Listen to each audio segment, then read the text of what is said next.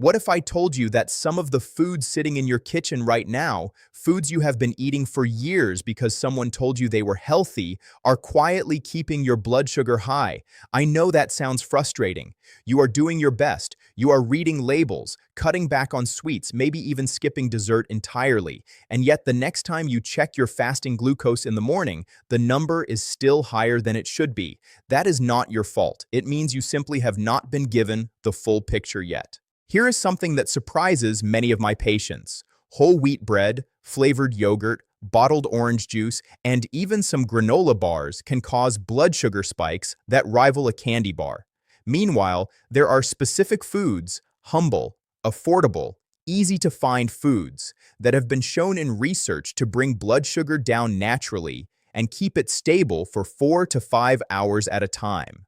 Some of these foods work within 20 to 30 minutes of eating them. Others protect you throughout the entire day if you eat them at the right moment and in the right combination. In this video, I am going to walk you through the most powerful of these foods, explain exactly why they work, tell you how much to eat and when to eat them, and share the stories of real patients who made simple food changes and watched their numbers transform. Stay until the end because what comes next could completely change how you manage your blood sugar. Before we go any further, if you are not subscribed yet, I want you to hit that subscribe button right now.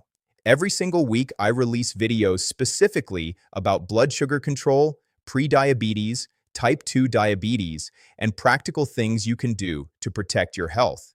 You do not want to miss what is coming.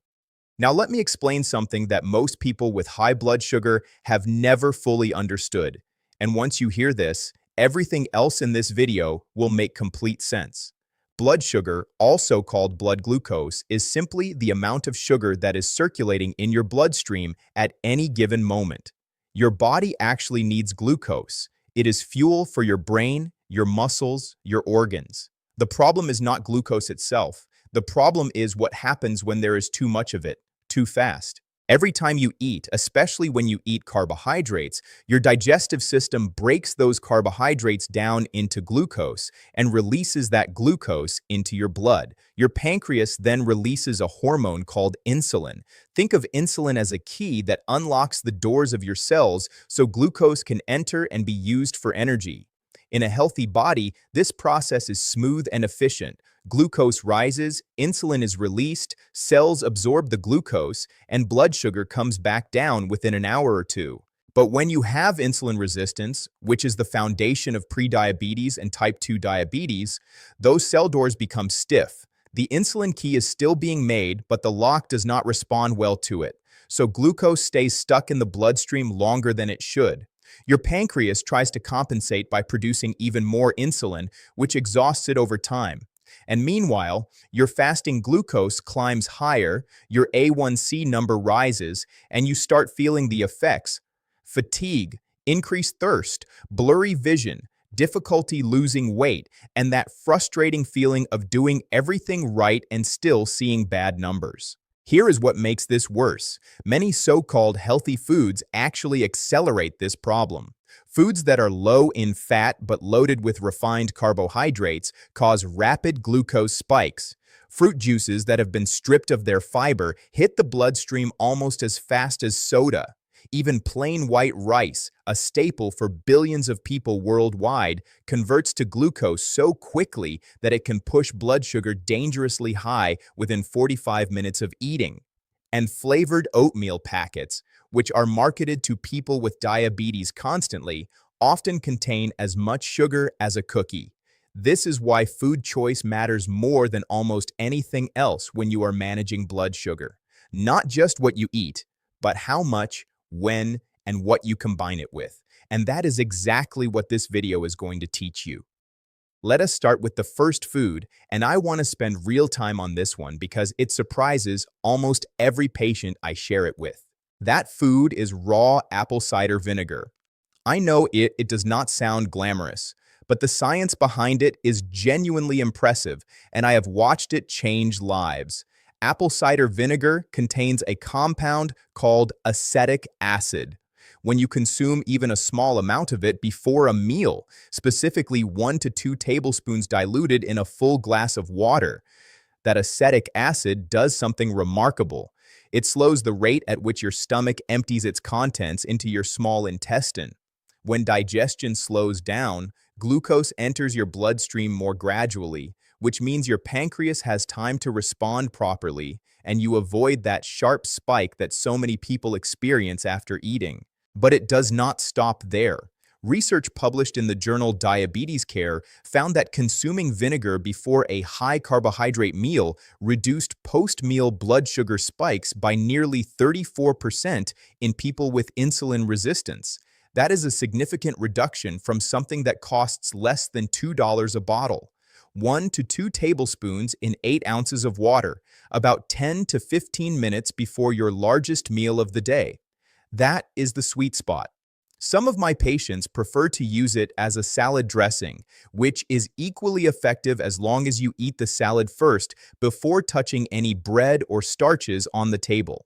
Do not drink it undiluted. The acidity can irritate your esophagus and damage tooth enamel over time. Always dilute it. I want to tell you about a patient of mine named Margaret. She was 63 years old when I first met her, and she had been living with type 2 diabetes for 9 years. Her A1C when she came to see me was 8.1, which is well above the target of below 7. Her fasting glucose each morning was hovering between 155 and 175. She told me she felt exhausted by the whole situation. She had given up white bread, stopped eating pasta, barely touched fruit anymore, and she still could not get her numbers down. She felt like her body was betraying her. One of the first changes we made together was adding apple cider vinegar before dinner, combined with a few of the other changes I will describe later in this video. Within 6 weeks, her fasting glucose had dropped to between 118 and 130. By her 3-month blood draw, her A1C had fallen to 7.2. At 6 months, it was 6.9. She called my office crying, not from sadness, but from relief. She said, "I spent 9 years thinking I was failing. I was not failing. I just needed the right tools." That is what I want you to hold on to as we keep going. Now let us talk about 2 more foods that work through a completely different mechanism, but are equally powerful. The first is legumes, specifically lentils, chickpeas, and black beans. The second is non-starchy vegetables eaten raw or lightly cooked, especially leafy greens like spinach, kale, and arugula. Legumes are one of the most underrated blood sugar foods on the planet. A single cup of cooked lentils contains about 18 grams of protein and 15 grams of fiber. That combination is important. Fiber physically slows the movement of food through your digestive tract, which blunts the glucose spike. Protein triggers the release of hormones that signal fullness, which prevents overeating. And legumes have what scientists call a low glycemic index, meaning they cause only a slow, gradual rise in blood sugar compared to most other carbohydrate-containing foods. Research from the Canadian Medical Association Journal found that people who ate 1 serving of legumes per day as a replacement for higher glycemic foods saw meaningful reductions in their A1C and fasting glucose levels over a 12-week period. The effect was not dramatic in any single day, but it compounded over time, much like interest in a savings account. Non-starchy vegetables, especially dark leafy greens, work differently. They are loaded with magnesium, and magnesium is something that people with type 2 diabetes and prediabetes are almost universally deficient in. Magnesium plays a direct role in how your cells respond to insulin. When your magnesium levels are low, your cells become less sensitive to insulin, making insulin resistance worse. When magnesium is adequate, insulin sensitivity improves. 2 cups of raw spinach contain about 59 milligrams of magnesium. It is not a cure, but when you eat it consistently alongside other blood sugar-friendly foods, the cumulative effect is real and measurable. People often overlook these foods because they seem too ordinary. They want something exotic, something that promises a miracle. But the truth is, the miracle is in the consistency of the ordinary. 1 cup of lentils at lunch 3 or 4 times a week. A generous handful of spinach added to every meal you can. These are not dramatic changes, but over 90 days, they produce dramatic results. Now I want to address some myths that I hear constantly in my practice, because if you are still believing these myths, they may be actively working against you. The first myth is that all fruit is bad for blood sugar, and people with diabetes should avoid it completely. This is not true. The glycemic impact of fruit depends almost entirely on 2 things: the type of fruit and whether the fiber is intact. A whole apple, eaten with its skin, has a glycemic index of around 36, well within the safe range. Berries, blueberries, strawberries, raspberries are even lower. They are packed with polyphenols that have been shown to directly improve insulin sensitivity. The problem is fruit juice, dried fruit, and canned fruit in syrup, all of which have been stripped of their fiber or had sugar added. Eat the whole fruit. Avoid the juice. The second myth is that people with diabetes can never eat carbohydrates. This causes enormous suffering because it is simply not accurate. The type of carbohydrate and the amount matter far more than whether carbohydrates exist in the meal at all. A small serving of sweet potato with the skin on, eaten alongside protein and vegetables, will cause a far smaller glucose spike than the same number of calories in white bread eaten alone. It is not about elimination, it is about strategy. The third myth is that brown sugar or honey is safe for people with diabetes because they are natural. I want to be very direct about this one. Brown sugar is white sugar with molasses added back. It has essentially the same glycemic impact. Honey, while it contains trace amounts of antioxidants, still raises blood sugar quickly and significantly. Natural does not mean safe for blood sugar. When my patients ask me about sweeteners, I suggest very small amounts of cinnamon instead, which I will discuss in a moment, or simply training the palate to appreciate less sweetness over time. Now let me give you practical guidance on exactly how to eat these foods for the fastest results. Starting with apple cider vinegar, 1 to 2 tablespoons in 8 ounces of water, 10 to 15 minutes before your largest meal. If the taste bothers you at first, add a thin slice of lemon. Give it 2 weeks before judging the results. For legumes, aim for half a cup to 1 full cup of cooked lentils, black beans, or chickpeas at least 3 times per week. You can add them to soups, stir them into vegetable dishes, or use them as the protein base of a meal. When you do eat them before or alongside your carbohydrates, never after. For leafy greens, 2 cups per meal, raw or lightly steamed. Do not drown them in high-sugar dressings. Use olive oil, lemon juice, or a small amount of that apple cider vinegar instead. Here is something critically important that very few people are told. The order in which you eat your food at a meal dramatically affects your blood sugar response. Research from Weill Cornell Medical College found that eating vegetables and protein first and carbohydrates last reduced post-meal glucose spikes by up to 73% compared to eating carbohydrates first, 73% from simply changing the order. So at every meal, start with your vegetables, then your protein, then your grains or starches. This single habit change is one of the most powerful tools you have. And after eating, if you can manage even a 10-minute walk, you will further reduce your post-meal glucose spike by engaging your muscles to absorb glucose directly without insulin. A short, easy walk after dinner is one of the oldest and most well-validated strategies in diabetes management. Tell me in the comments which of these foods you already eat. I read every comment and I want to know where you are starting from. Now I want to tell you about the fourth food, which is cinnamon, and I want to share another patient story alongside it. Ceylon cinnamon, not the common cassia cinnamon found in most grocery stores, but Ceylon cinnamon specifically, which is lighter in color and more delicate in flavor, contains compounds that mimic the action of insulin at the cellular level. They help glucose transporters on cell surfaces work more efficiently, which means glucose moves out of the bloodstream and into cells even when insulin sensitivity is impaired. Half a teaspoon per day, added to oatmeal, coffee, smoothies, or yogurt, is the amount that appears consistently in research.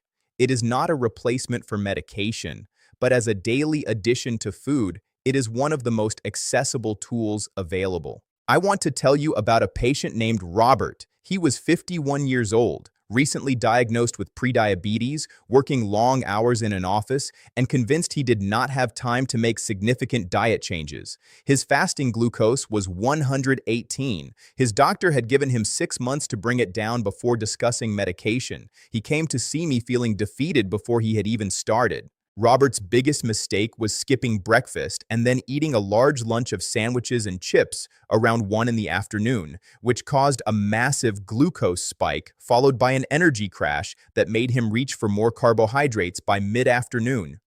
We restructured his eating around the foods I have described in this video, added half a teaspoon of Ceylon cinnamon to his morning coffee, and had him walk for 10 minutes after lunch.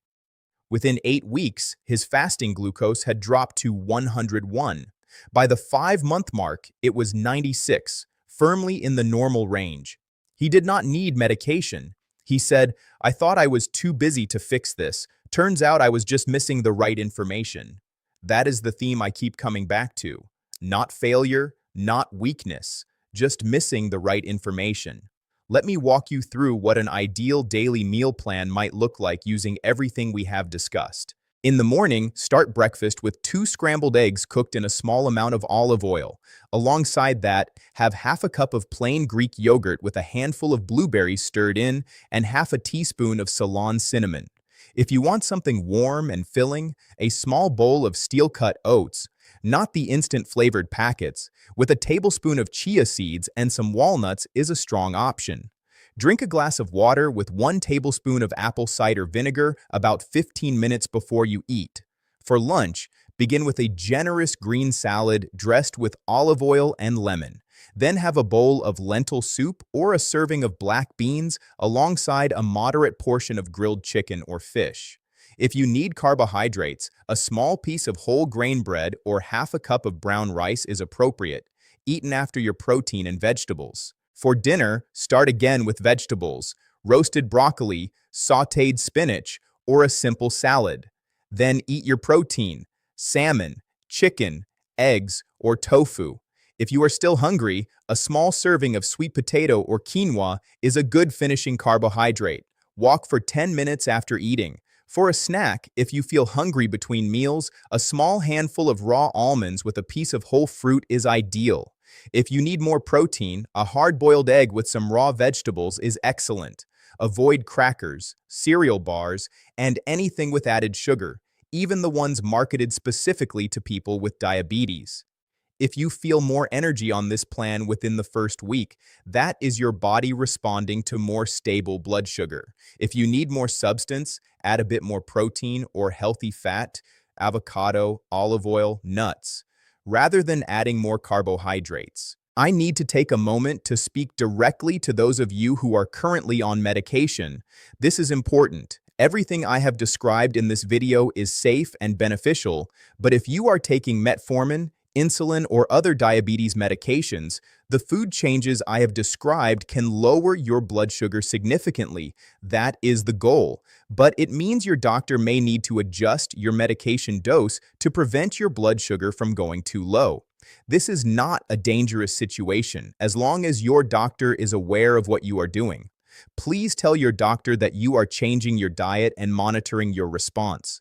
Check your blood sugar more frequently during the first few weeks, and never stop or reduce your medication without talking to your doctor first. These food changes work with your treatment plan. They do not replace it. I want to leave you with something important. If you have been struggling with high blood sugar for months or years, and you have been trying your best, and your numbers are still not where you want them to be, please hear this. You are not failing. The information available to most people about managing blood sugar through food is incomplete, confusing, and sometimes just wrong. You have been working hard with incomplete tools. That is not failure. That is a situation that can be changed. The foods we talked about today, apple cider vinegar before meals, lentils and beans as a protein and fiber source, dark leafy greens for magnesium, and Ceylon cinnamon daily, are not exotic or expensive. They are accessible, they are real, and they work when used consistently with the right timing, the right portions, and the right combinations. Margaret spent 9 years thinking her body was beyond help. Robert was 51 and convinced he was too busy to make any meaningful change. Both of them proved themselves wrong, not through perfect discipline, but through better information applied one meal at a time. I want to end with what Robert said to me at his last appointment. I thought I was too busy to fix this. Turns out I was just missing the right information. And Margaret, I spent 9 years thinking I was failing. I was not failing. I just needed the right tools.